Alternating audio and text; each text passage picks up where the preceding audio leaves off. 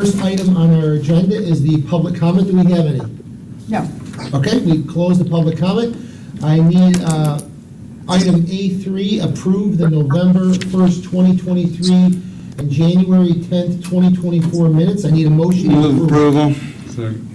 I have a motion and a second. All in favor signify by saying aye. Aye. Any opposed? Motion passes. We're going to skip over 3B, and we're going to go right to item 4, state legislative updates. Ron Pierce, welcome. Good morning, Mr. Chairman, committee members. I'll try to be brief. There are a number of bills that are moving.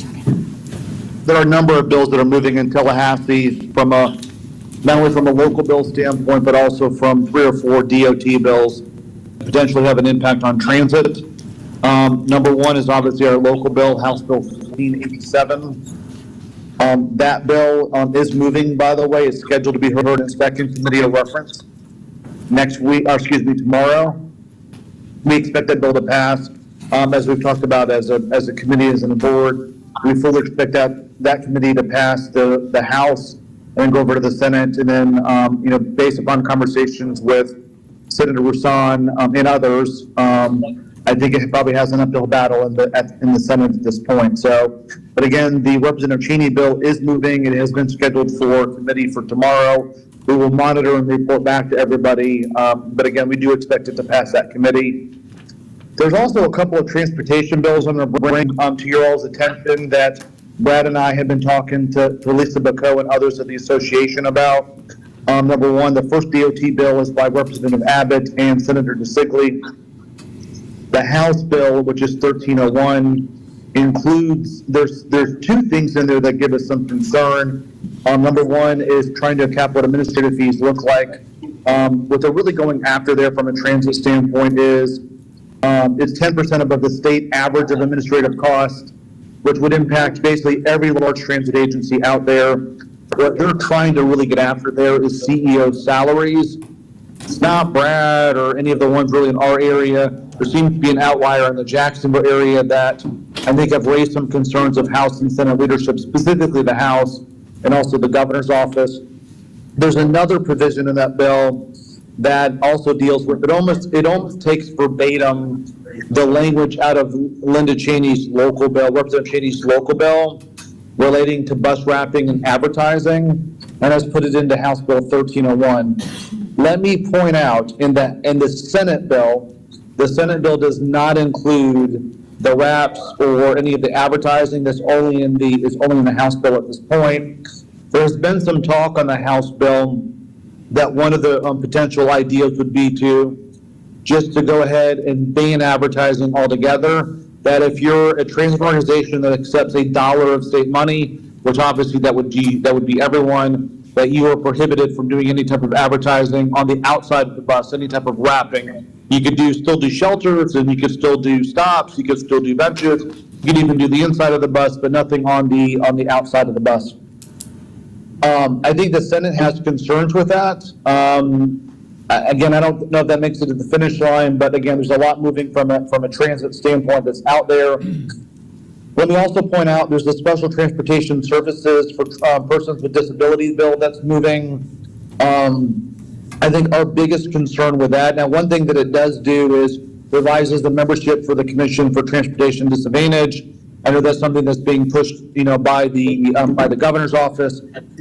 There's one portion of that bill that would give us some concern, and that concern is that it would require cameras in all vehicles used for paratransit services. That would be a very expensive endeavor for some of our partners to help provide, paratransit services as well for PSDA. I think that's got an uphill battle in the House. In the Senate. I think in the House it seems to be getting some traction, but Senator Hudson from kind of the Palm Coast area up in Jacksonville, he's he's somebody that folks have been talking to, raising that concern. I know one of our partners, Uber, is very engaged on that issue and has raised a lot of concerns with the camera portion of it. I'll mention one other DOT bill, House Bill 287 and Senate Bill 266. on that bill is by Representative Esposito out of Fort Myers, and also Senator Hooper in our backyard. In that, the one thing I really want to point out there is they're capping, as a part of that, that no more than 20% of revenues from the DOT trust fund can be used for transit. Basically, we fall below that. I think the talk has been is it's a bad policy, though. Why are we putting something in state law that may have to be changed in the future? Again, we're well below the 20% today, but we know the road builders are pushing it. It's been out there the last couple of years, so we'll kind of see where that lands at. So I'll stop there, Brad. I know there's a couple other bills that we're tracking, but I think those are the ones that are probably the most important. I'll mention one other, the special districts bill. There's a special districts bill that's moving in Tallahassee. There was one provision we had a lot of concerns with that would have required us to, every 10 years, since we collect ad valorem, it would have required any special district that has the ability to collect ad valorem would have to go back to the voters and be, voted on every 10 years.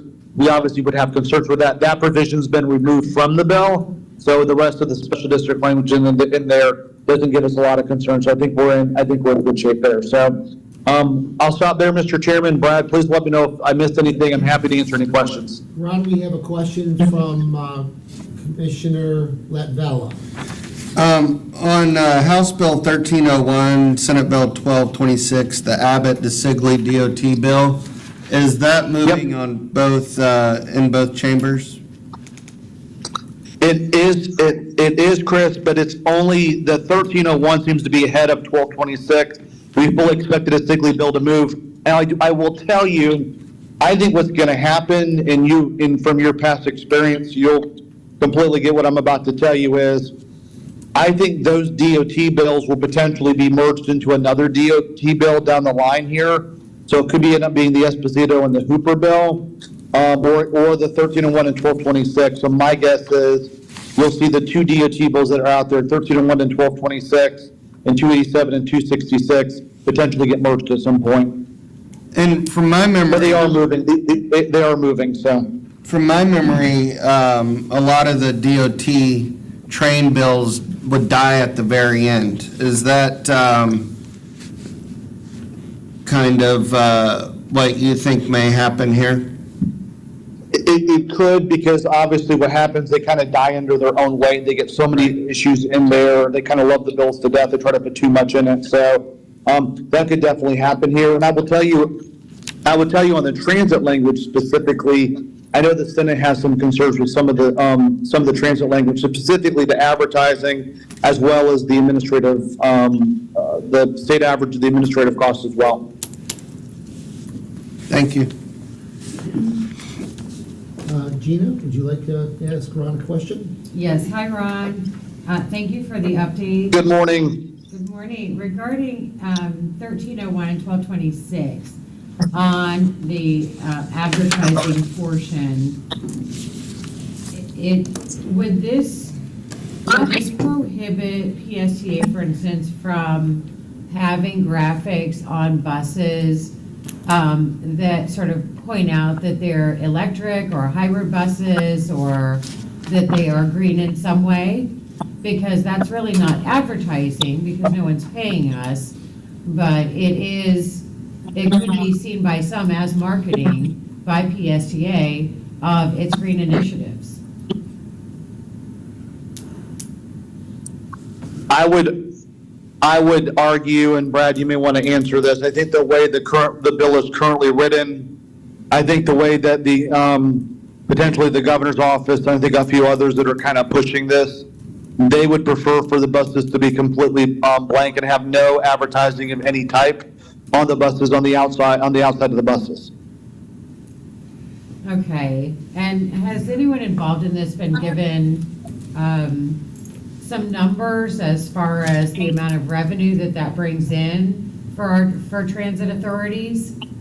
I mean, advertising. We've given our number to, yes, ma'am, we've given our number to a couple of folks, and I believe Lisa Bacot on the association's gathering those numbers and sharing them as well.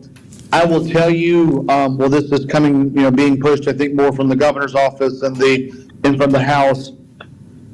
I think the Senate would have a lot of concerns with eliminating the ability for transit organizations to advertise.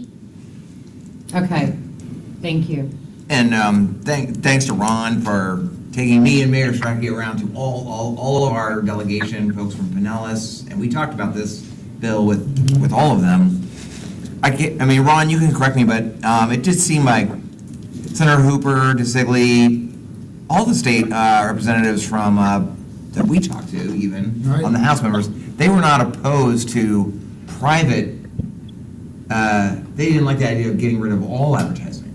Right, but they don't want us to have But- something that says Happy Earth Day on it.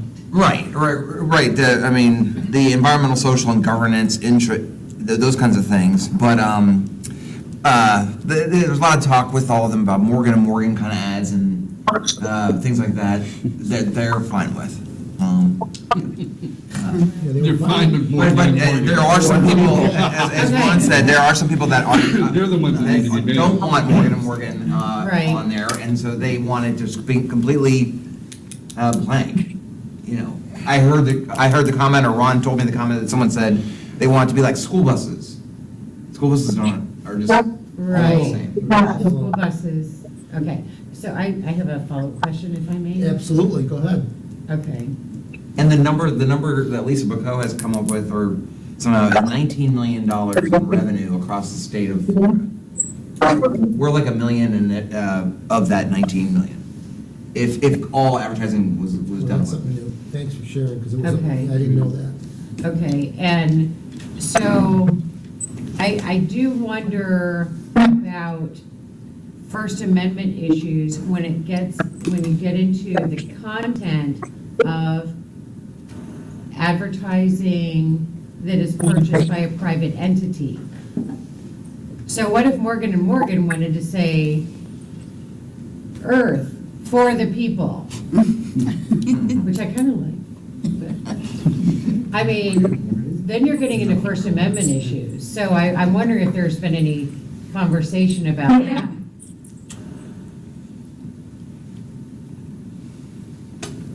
Did I stump you? Yeah, I mean, I would tell you, I think I'm not an attorney, so I'm talking about my pay grade here, but when the original local bill came out, the original local bill, the way that the language is written at that point in time relating to bus traffic and advertising, I know that at that point in time, our attorneys raised some, questions with regards to constitutionality of that as well. I think what the governor's office and the House is thinking that if you just eliminate advertising altogether, because my guess is I'm not sure even the language is currently in there that is kind of similar to what's in the local bill, if that would stick at the end of the day. Again, I think the Senate may have some questions and some concerns about it. But to your point, I think there could be some constitutional questions with regards to how that's written, but more importantly, if somebody's paying to put something on the bus, making sure those guidelines, whatever those guidelines may look like. I mean, this could get into rulemaking potentially at DOT, which gets really messy. I don't think us or the governor's office would, want to have to go that route, but I mean, it could involve rulemaking as well on what's allowed or not allowed based upon what would be passed, I so. think it's still in there, but. Okay, Yes. all right, thank you, that's all I All have. right, any questions, John? It's more to Brad, maybe, but, Jeff has a question for you, Brad. Brad, you had mentioned $1 million approximately for PSTA. How does that compare to the other types of advertising revenue that we get in? It's a predominance, It's by far the major. Yeah. The ads on the interior buses really are not very lucrative. It's mostly like nonprofits, and I don't know if we get hardly any money from that. We could try. And then the bus shelter ads is minimal because most cities in Pinellas County, including St. Petersburg and Clearwater, do not allow advertising on bus shelters. So it's mostly just, I think of like 30 or 40 shelters in mostly unincorporated Pinellas County and a little bit of Largo. So that's not a very big amount either. Yeah, this would be, this is the majority of our ad revenue of the $1 million. And they want public transportation to act more like a business, and we try, and they want to take that away from us. Yeah, Right, and right, again, right, it and- didn't seem like the legislators that we talked to were worried about this. This came from mostly the governor's office, this idea that they should be like a school bus, like the blank. Well, isn't that worry enough, though? I mean, if it's coming from the governor's office, I would think that that would heighten the possibility of it. Well, yeah, that's why Ron. Going through. It's possible. And right then, Ron, I might have missed it, was there any discussion that if they take this revenue stream away, of supplementing it with more dollars? That was Debbie Lee's idea. Just give us more money. Yeah, that, and unfortunately, that is not in discussion, nor would I anticipate that probably happening at the end of the day. Finance committee chair, that's a good question. But it's, oh, I just don't Someone had to ask a understand. question. All right, any other questions for Ron? All right, so Ron, I just want to say. Mr. Chairman, I'll bring up one final thing for you all, just to be thinking about this is, if the local bill in Tallahassee is not successful, we fully anticipate it to come back, in 2025. The one thing that, we've already offered to Representative Cheney, and others who are involved in this issue, saying, look, if we get to the point where, this bill is not successful during the 2024 session, we know it's going to come back. We'd love to sit down and have a conversation because we know it's going to come back in 2025. So if we know it's going to come back in 2025, we have a long runway. We get done in March. We won't start committee weeks really until December or January. Session goes back to its traditional calendar in 2025 of, March and April. And I think we need to, be a part of those conversations because again, we know there'll be another little bill. So if we know there's another local bill that's coming, we should, as much as we can try to be involved on the front end versus the back end. I'm confident there's still portions of the bill that we may have questions or concerns with, but I'd rather try to address and be a part of those conversations earlier on versus being reactionary like we had to do this last year, kind of heading into the delegation meeting. So for what it's worth, again, if the bill's not successful, I think early on, in the spring, heading into the summer, I think we would like to sit down with Representative Cheney and have some discussions and maybe have a couple of members of the legislative committee that are willing to go with Brad and I to have some of those conversations. Yeah. I agree. Thanks, Ron, and thank you again for taking Brad and I around in Tallahassee and meeting with everyone, and we appreciate everything you do for PSTA. We're very grateful to have you as our lobbyist, and especially to your team for welcoming us into your office and allowing us to use your space. We're very grateful, Ron. Thank you for all you do. Can I ask you one more question? before I Absolutely. take Go this? ahead. Ron, if you're still there, I got one more question, and it's not really PSA. Sure, absolutely. But it is Senate Bill 1032 and House Bill 7049, addressing MPOs. Is there anything about that you can tell us? So is that the McFarland bill? The one is that the McFarland MPO bill? Yes, sir. Do you know what's behind that? Yeah, they are moving. It was heard, 749 was actually heard this week in committee. They did make some changes to it, by the way. I know that some of the concern was that if, I forget the exact, there was I guess some of the MPOs actually raised a few concerns with Representative McFarland. She incorporated an amendment, I think addresses some of those. Or it might have been the Senate actually. I think the Senate actually took up that amendment. We fully expect that the House will take up that amendment as well. The bill is moving. I'm being told this is really coming from DOT for what it's worth. So I think it's the DOT priority. On that one, I was at I presented to the Tampa Bay Partnership, who Ron also represents, and what Benmitra Simmons said to me yesterday was that she talked to Representative McFarland, and that this, Representative McFarland said this was to encourage MPOs to merge, or, consolidate and have fewer, which is what the Tampa Bay is doing, and This is, these folks are from Sarasota. At least that's what Demetra said, Representative McFarland said, the goal is to have fewer MPOs, more consolidated MPOs. That's the initiative. Yeah, and Brad, you're right, because there's been discussion, and it really started last session. It was not only Tampa Bay that was looking, there's a couple areas in South Florida that want to merge, there's a couple up in the Panhandle as well, so, and DOT, by the way, is the big supporter of having, regional MPOs versus individual MPOs, so, we fully expect this bill to move, so. Thank you, Ron. All right, anything else, Brad? Ron, have a great day. Thanks, Ron. Awesome, thanks, everybody. Have a good rest of the week, appreciate it. Yep, thank you. Thank you. All right, so Harry, are you on the call? Would you like to go next? I am. Can you hear me okay, Mr. Chairman? Yes. Yeah. Good. Sorry, I can't access the video. I'm not sure. It says the host won't let me access video. So just a couple updates. Obviously, way more going on in Tallahassee, I think, than Washington right now. But since our last call, there has been a major breakthrough in the federal budgeting process that the Appropriations Committee is now actually trying to conference out their 12 regular appropriations bills for the current year, or 5 months into the fiscal year. Oh, I'm getting some feedback, Brett. Can you hear me okay? Yes. Okay. So they're trying to conference out with the House and Senate their fiscal 24 appropriations bills. We're 5 months into the fiscal year, and they still don't have their bills done. They have 2 deadlines coming up. The first 4 bills are due to be done by March 1st, and the transportation and 7 other bills are due to be done by March 8th.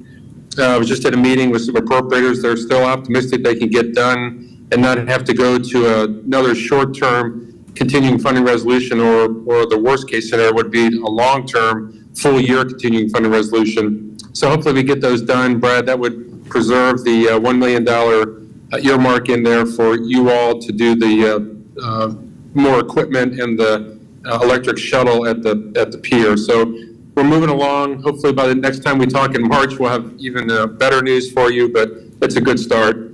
On that front, because the delay in getting the federal appropriations work done for this year, the president's budget was actually by law required to come up this week, but that's going to be postponed for a month. He's going to give a State of the Union address now on March 7th, which is about a month and a half later than normal. He'll submit his outline of his budget on March 11th, and his full budget will come up March 18th, Brad, right before I think you're up here for APTA, so it'll be good timing for that. A couple things from FTA. We were over at FTA for some meetings yesterday. I sent Brad a note yesterday. Nuria Fernandez, who's been a really good administrator for FTA, first permanent one, or a confirmed one they've had in 3 administrations, I think, is announcing her retirement today from FTA. She's going to go back home and be a grandma and just do some other things. So there'll be an acting, the deputy, Brad, will be the acting administrator until they can nominate and get a new one confirmed. So sorry to see her go. I think her last day is, I'm going to say February 24th, Brad. Also, Brad, learned yesterday, I think today or tomorrow, they're going to post the notice of funding opportunity for the LONO program. And they're going to make some important changes, and we should talk about this. They're going to allow you to partner with other transit agencies to pool together, almost like you created the state buying pool for the electric buses. You'll be able to pool together with other transit agencies. You have to pool together. There have to be at least 3 in the grouping to make a pool work. And according to FTA, that'll kind of jump you up to the top of the line to be considered for low-no buses. So, Brad, we ought to talk about that. I reminded them that PSTA organized the state buying pool for the buses, and they were really happy about that. And so they see this as an opportunity to buy more buses at a lower cost and help the bus manufacturing companies operate more efficiently. So that should be helpful to you. Brad, I did check on the RAISE grant. You were asking for a status check on the RAISE grant. They're still working through that. They hope to have something here in the next couple of weeks, they said. They're going to have another conversation with FTA next week about it. They were going to do some checking, and we're going to have a call just to find out what issues there are in case that's something you could do to help. And then the only other thing, I know you were just talking about the MPO there. The other thing FTA told us, they expect probably in the spring to publish some revised numbers based on the 2020 census that will probably have an impact on how some MPOs are funded. Some community MPOs may receive more funding, and some MPOs may receive less funding. And so that will have an impact on the MPO. I don't think, Brad, I don't know if Debbie, I can't see if Debbie's in the room or not. I'm not sure if that affects your formula payments or not. I don't think that it does, but it could impact some of the MPO operations. I'm happy to answer any questions, Brad. Oh, Brad, it looks like the fiscal 25 window for submitting appropriations requests is going to open in mid-March. So we probably need to give some thought to what you're thinking about doing for the next cycle, if there's a project you want to express support for. I'm happy to answer any questions you may have, Mr. Chairman. Thank you very much, Harry. Any more questions for Mr. Glenn? Anyone? I think we're happy. Brad, you got anything you want to say? I'm happy. Harry, we have our quarterly meeting with the FTA regional office folks on Zoom Monday. And thank you for talking to the US DOT folks about our raise grant, because either your efforts and Region 4's efforts, there's been a little bit of movement, I understand, on our raise grant. So we just got to keep prodding them, I guess, to get that finally approved. And Brad, you saw my note about the SMART grant, the application you have in for the SMART grant program. That's going to be noticed sometime in mid-March, they think, so Yeah. another month. We'll keep our fingers crossed on that. Thank you, Harry. All right. How's the weather up there? Is there a lot of snow? No snow, just a little cool, a little crisp, but it's sunny and no snow. Next week, maybe snow. All right. Well, Harry, thank you so much for all you do for us. We appreciate it. All right, thank you all. Thank you. All right, we're going to jump back to the beginning of our agenda. We're going to go back to item 3.B, appoint committee chair and vice chair. And Brad, you want to handle that for us? Yes, well, that is a decision that the committee can make, and I think you are eligible to be re-upped as chair if you so desire, right? If the committee would allow it, yes, I would like to remain chair if possible. I'll move to nominate Dan Saraki to continue for another year as chair of the legislative committee. Second. Thank you. All in favor signify by saying aye. Aye. Thank you. I appreciate it very much. All right, so vice chair, you want to explain what's going on there to the committee? I do, but I need a little assistance on who is the current vice chair. Rachel? Yep, I have to open I it. believe it's Jamie. I believe it is too. Yeah, it I is. believe it is We Jamie. voted him in last year. Do you remember that? 2 years. I thought so. Yeah. Legislative, yes, January of '22. So, yeah. Okay. Well, Do you want to explain what's going on with Jamie, or do you want me to? very well, we heard in Tallahassee from Mayor Brown that Jamie got a new job, a new private job way up in Pasco County. Brooksville. In Brooksville, or some quite far away. That what I heard, what the mayor told me was he's trying to get a closer job so that he can stay as a Largo commissioner and PSDA board member. But right now, that just happened right before Christmas, and so then he's just kind of like in limbo right now. Right. The mayor, Woody Brown, explained that his job was eliminated. That position that he had, the company just eliminated it. So he does have a new job somewhere in Brooksville. Unfortunately, he hasn't been to our board meetings or hasn't been able to attend with us, so Yeah, I think at this time we should probably pick a new vice chair. I think so. Councilmember Driscoll, are you interested in being the vice chair? Thank you, Commissioner Latvala. I would be honored to serve as vice chair of the committee. I have been on the committee, I think, since my first year on PSTA, Yeah. and I enjoyed this committee very much and helping to advocate on the state and federal levels. However, given that I'm also chair of the board this year, and I want to I want to make sure everyone has an opportunity to participate fully, or as fully as they want to. And so, although I'd be thrilled to be vice chair, I would also be very supportive if anyone else would like to take that role. Chris? I'm not interested. I second Ms. Driscoll to be vice chair. Okay, any other discussion on that item? All in favor signify by saying aye. Aye. Any opposed? You're welcome aboard, Vice Chair. Congratulations. All right, Look at that glow. So excited. Thank you, everyone. I'm so proud of you. It was a hard campaign.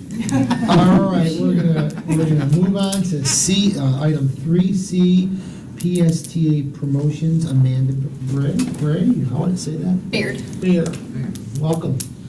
I'm excited to see your presentation, I can't wait. I'm excited to be here. Thank you for that introduction. I am Amanda Baird. I'm your new Director of Communications and Marketing. I know we've had a little bit of discussion about some of the promotions and how the legislation might impact them, so I'm here today to bring you a little information about our marketing strategy, those self-promotional bus wraps, and again, open that discussion and ask for some help and advice on how we should proceed. So how PSTA uses bus wraps? We use them in 3 key ways. The first, you'll see these 2 bus wraps are kind of service specific. So we had bus wraps for our 300X Airport Express service. We have bus wraps for express services that are authorized to use the shoulder on part of I-275. So these 2 on the left here are good examples of those service-specific wraps. On the bottom here is we have some other PSTA internal programs promotions. Things like this was our leadership PSTA class project. They created a billboard on wheels as a bus wrap advertising other county services. This URL, psta.net/resources, took you to a landing page so that you could plan your trip to the Department of Health or to go get food stamps or any of those other resources that you might need and how PSTA can get you there. And then last but not least, we of course have our holiday and recognition wraps. We produce quite a few of these each year. These are our Pride wrap from last calendar year 2024 and our Veterans Day wrap from calendar year 2023, fiscal 24. Just a little bit of how we actually go about making these wraps. We identify no more than 6 wraps per year to produce. We identify that we're actually working on that strategy now as part of our marketing budget process. Those wraps for holidays and recognitions are identified as part of that.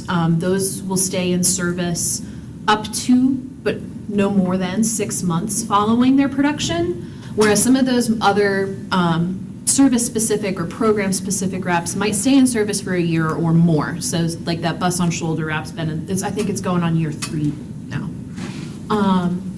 Our advertising space, we sell ads through an agreement with our contractor Lamar on the exterior of our buses. They sell those ads on our behalf. As part of that agreement, 10% of our fleet's space is reserved for our purposes. So if I were Amanda's Cafe, I wanted to advertise on a PSTA bus, I would sign a contract and I would pay for the advertising space and I would pay for the production and installation of the vinyl. So 2 elements. As PSTA, we own the space, so we don't pay for what we own, but we do pay for the production and installation of the vinyl. That production cost is actually covered out of that advertising revenue.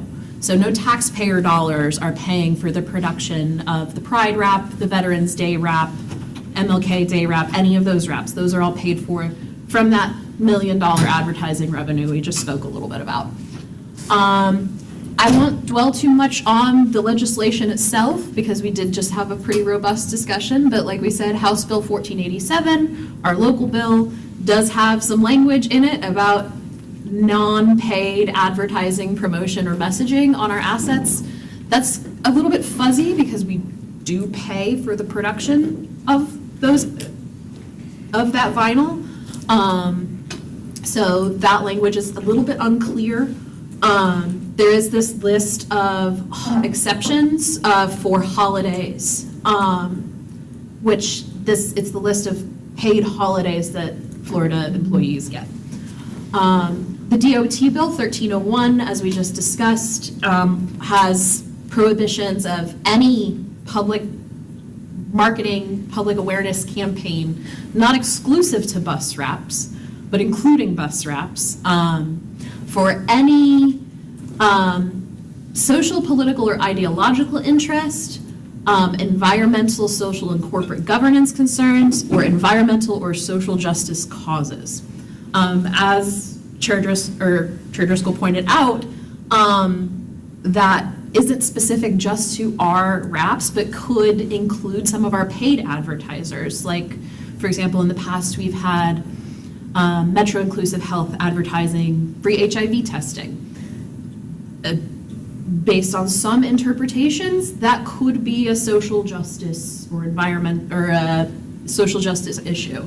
If someone were to pay for an ad that says "Go Green," or we do have some solar panel sales ads on our buses.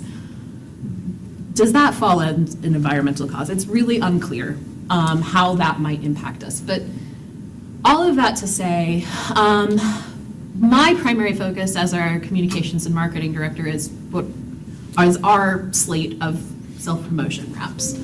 I've gone ahead and pulled our wraps from fiscal year 23, which is done, fiscal year 24, which we are currently in, and what we've planned for next year. The ones that are highlighted in blue with the asterisks are ones that I'm obviously not a lawyer, but I'm fairly certain that these ones definitely would be prohibited if either of these laws were to go into effect as written. As Ron said earlier, there's a lot of work being done on these wraps, or on those bills. If some legislators want all of these to be blue with asterisks, some of them want none of them to be blue with asterisks. So we don't know where we're going to wind up in March. But all of that to say, our bus wrap production process is about 8 weeks, 8 to 12 really, if you count design, our wonderful designers hand illustrating and putting together those designs.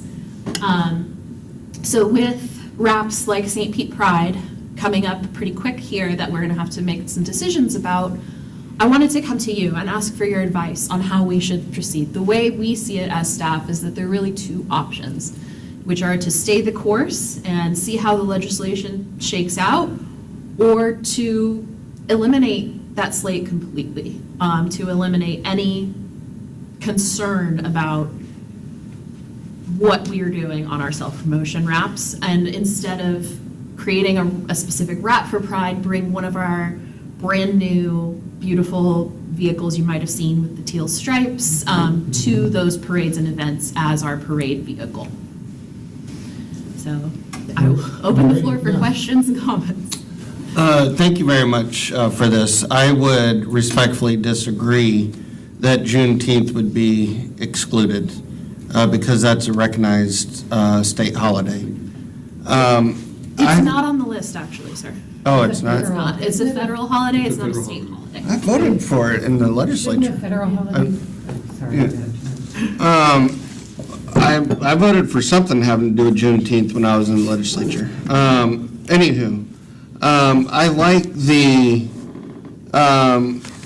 bus wraps that give out information.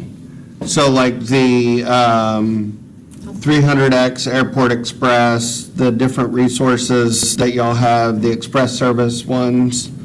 The ones that I have more of a hard time with are the holiday ones. Because whether it's Juneteenth or,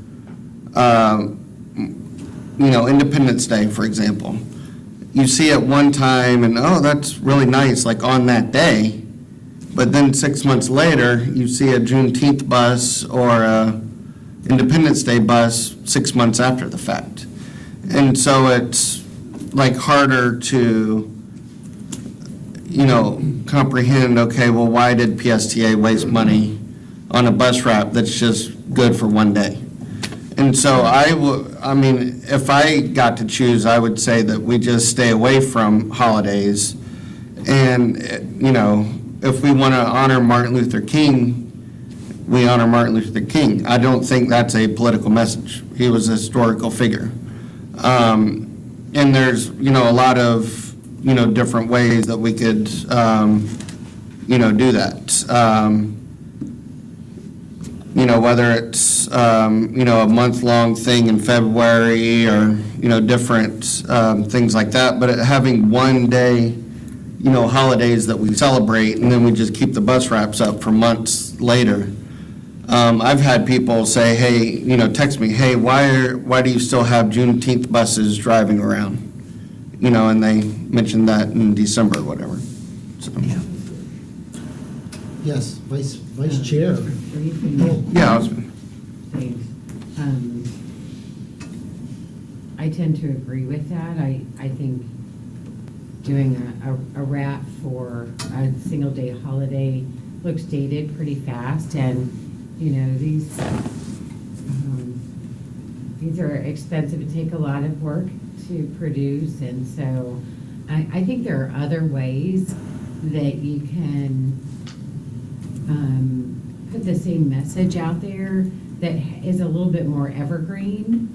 So, for instance, when I was in Atlanta back in November, I happened to see a bus that had a wrap that honored African-American leaders in transportation history. So, that's not what it said. They were much more clever about it, but it was basically different African-Americans who have contributed to the advancement of transportation or public transportation through the years. And I thought that was pretty cool. Yeah. And something that is really pretty cool year-round, you know? So wanted to throw that out there. I think there's also, you know, considering Pride, I think there are maybe some other ways that we can demonstrate our inclusivity as, you know, a county that welcomes all and celebrates all in a way that would not run afoul of this legislation if it passes. So since that one is the one that's around the corner, and you said it takes 8 weeks to put it together, I would love to see how you might get creative if you want to move forward with this. I would want to do it in a way that is, you know, safe from violating that legislation. So I'm asking for both, you know. Okay. Is there a way that you can move forward? And this could be something that a conversation that you have with Visit St. Pete Clearwater and their team, and maybe get some ideas from them Okay. on something that maybe isn't like in your face with all the colors and the dolphins and all of that stuff, and yet isn't like the plain teal bus, which I love. I'm kind of a minimalist, so I really like those. But maybe there's some middle ground there that sends the right message And without causing a potential problem, and that way you're not wasting time and money right now. Yeah, and something we've discussed as a potential compromise for Pride specifically is, for a lot of the holiday parades, we'll bring one of our trolley and we'll decorate it with garland and lights and things. So maybe we've discussed doing something like that, waving big flags on the side of our minimalist teal bus.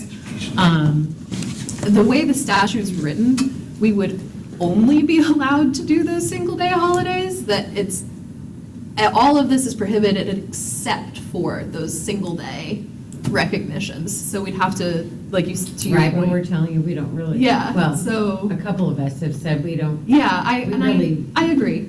I agree. Yeah, and, So that's why in order to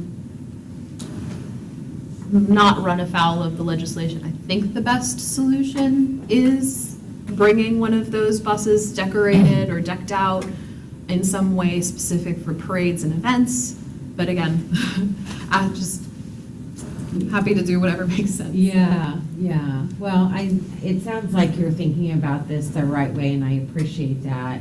I think my biggest concern is, I love the way that we wrapped that first round of electric buses. Like when we got the 6 in, and you had they were just really cool looking. With the surfer, and remember all of Oh, that? yeah. Well, Like we wouldn't, it doesn't sound like we'd be able to do that internally, even though that's not. I will say that, holiday when- related or anything, so and maybe we're getting ahead of things here because this has not passed. Right. But it's good to have some general conversation about it now, but there's a lot that we'll have to think about. Right. I think if this passes, it's not the end of the world, it's just that it just takes some creativity to still do like trolleys and things like that help us still do what we like and what really works and resonates with people. All right, thank you. Commissioner Valley, you have another question? Yeah, so I'm looking at for instance, the PSTA supports our troops. When I saw that bus that was here, it was very nicely wrapped. I did not think of that as like a Veterans Day bus.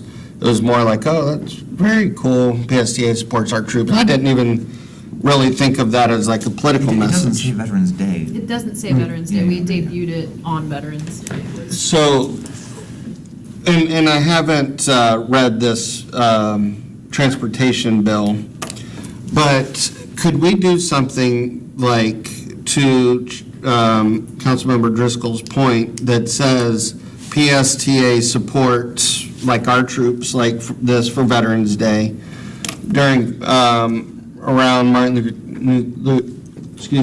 Luther King Jr.'s birthday. PSTA supports Black History, have a picture of him, so we're compliant with that part of the bill. And then also do something that says PSTA supports pride or PSTA supports diversity that we then use for the Pride Parade. I think so. I also, I feel like that might, this is where I'm not a lawyer and I get fuzzy. I feel like that is specifically what the bill's trying to ban, is anything that's more general and social justice. So PSTA supports pride would be social justice. Is there anything in the bill that talks about if an agency already has wrapped buses, what they have to do with those? Do they have to unwrap them? It does not. It does not say anything about that. It does not state what we have to do with buses that are already wrapped. However, the only ones that are currently in circulation are these three. Our class project that support our troops one, and the Martin Luther King Day one that we just produced in February. These from last year have all been removed at this point. Is the Pride Day, that's like the biggest free ride day that PSTA has, right? For the parade? Well, we do offer a big parking shuttle, but, They are fair. I mean, it's certainly a Yeah, big that's a day fair for free day, riders, sure. yeah. Yeah. And that's one of the biggest of the year? Yeah. It's the largest event. But is it fare free Yeah. countywide, or is it just fare free for the Pride event itself? We're going to be discussing this in great detail, man, as we back up here talking about free days tomorrow at the budget workshop, but it's fare free right now everywhere in the county on that day. Mr. Chair. Go ahead. Ron told me, and maybe Commissioner Lavelle would agree, sometimes I think he told us, sometimes with these bills is, you hear all these different comments in Tallahassee, and it's best just to kind of wait and see what happens. Right. They end up dying anyway. We went there, yeah. Right now, the, Amanda, what's the deadline for when we have to decide on a Pride wrap? We have next- to decide if we're going to produce the Pride wrap probably by March 1st. so that we can start illustrating that wrap in particular. We bring to a couple different groups internally to approve. We're happy to also bring. Like, it just, to me, it seems very up in the air from the discussions I heard. You know, there is, as Ron said, this, some folks that want no advertising. And then maybe our decisions are clear. There's a question, some of these like nuanced things about, that you asked about, Chair Driscoll, about whether we could have even like a green leaf on a bus or Yeah. anything like that. I mean, Our minimalist. I didn't hear that from any of the folks. When Ron and I spoke to Representative Cheney, she did not know that we I had buses that said 300 to the airport and stuff like that. They were part of the promotion of riding, and she said she had no problem with any of that. She didn't have a problem with that. So Yeah. and my to your thought is point, just kind of see where things lie on this, and then maybe just hold off on the Pride Rest and see what happens. Because we'll know next month. or- Right, Yeah. so I think we're in consensus then, we want to go with option A. Option A, Stay wait the and course see. with plan wraps unless the law goes into effect. Is that correct, everyone? Yeah, and Stick then with that? maybe just for now, hold off on doing another Pride Rap. Right, Yeah, okay. that's what I would say. So Amanda, you have our direction. You're all set. Awesome. Thank you so much. I will All right. see you all tomorrow. You did a great job. Any other questions for Amanda before she sits down? Thank you so much. Thank you. Great job. It's an action item. It's going up to the boards. Oh, it is an action item? So, yeah, so I'll need a motion to approve that we're gonna stick with, option A. With, So moved. okay. Second? Second. I have a second. All in favor, any other discussion, I thought it was a great discussion, the whole thing over paying for single-day advertising and whether or not this extends past Pride Day. I think there's some logic, and that's a lot of money for a one-day event. And are there cheaper ways that we can show our support?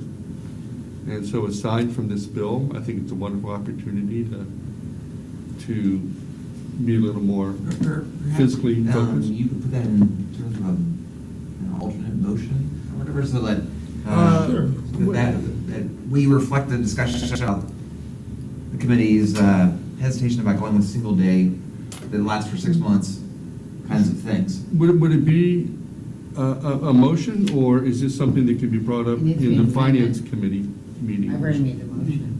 Well, I understand that, right, so, and I didn't second, but I think I'll just vote no on it and talk about it. Open to Yeah, amendment. is that, Well, even though I just seconded it, can I make the amendment to the motion? Sure. I would like to amend the motion to agree with everything she said, with the exception of we will look at getting rid of single-day holiday bus wraps. I'll accept that amendment, Okay, so. and I'll amend my motion. So to- you made And I the motion. second it. Second, are you okay with that? Any yeah, discussion? yeah, I'm All right. good with that. I'm good with that too. I think that's perfect. Thank you both. All in favor signify by saying aye. Aye. Any opposed? Motion passes. Thank you, Amanda. Great job. Thank you. All right. Thank you, team. All right, next item on our agenda is item 5, other business. Does anybody have any other business? Yes. Do we have DC travel planned for April? a federal, yeah, is that so, do we have dates for that yet? Yeah, we have dates for that. Did I not send that to you? I will If so, send it I to may you. have missed it, I'm I very will. sorry. Okay. Chair, do you want to just tell, I think you should tell them what, when you talk to Representative Cheney, what she said. So what Or what you said to happened, them. so, Chris had to leave. I was hoping he would have been here, I didn't hear. So I want to explain what happened when I met with House Representative Cheney.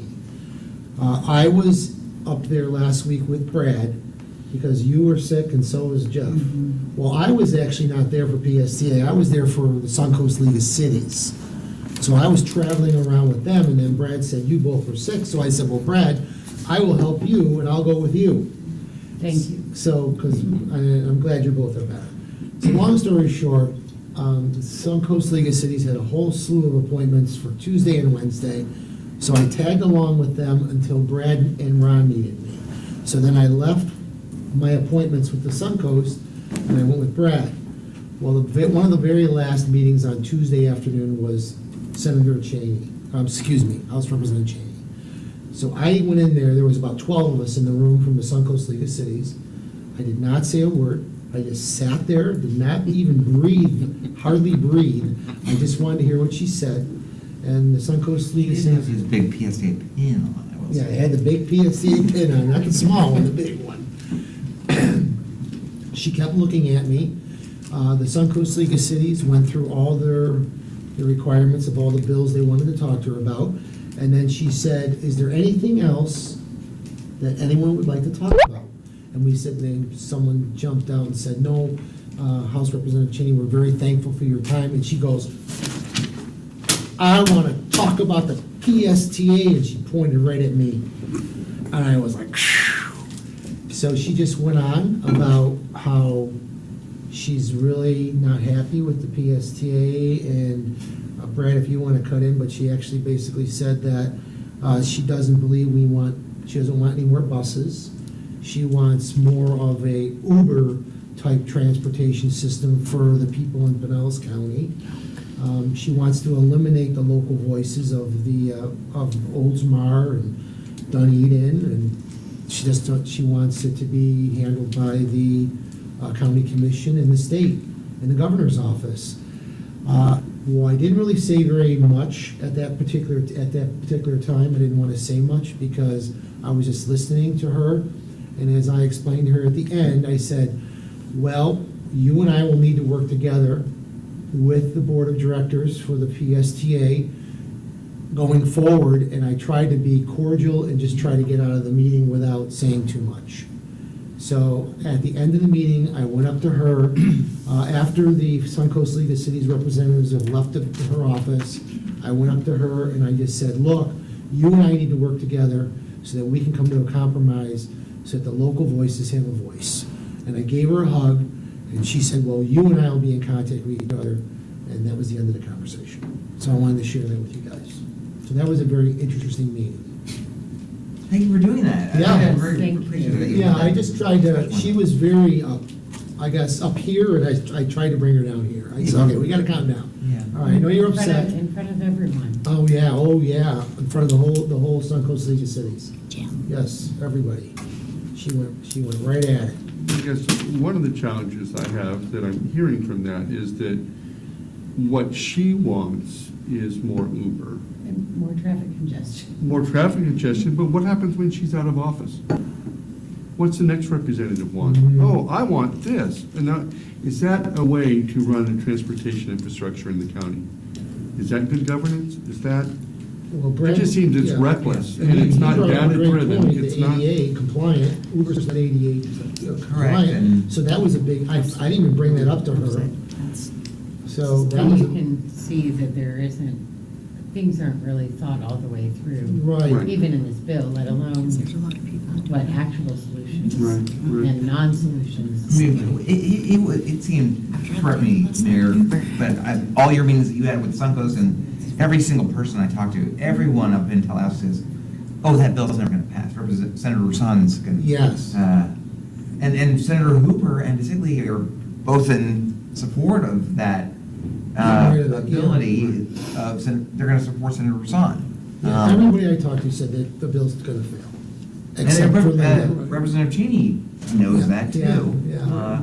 But it's just disappointing because it probably will fail, but it's going to fail because we have one senator that's going to step up and do what's right, as opposed to the bill dying just on the merits. It's a bad bill.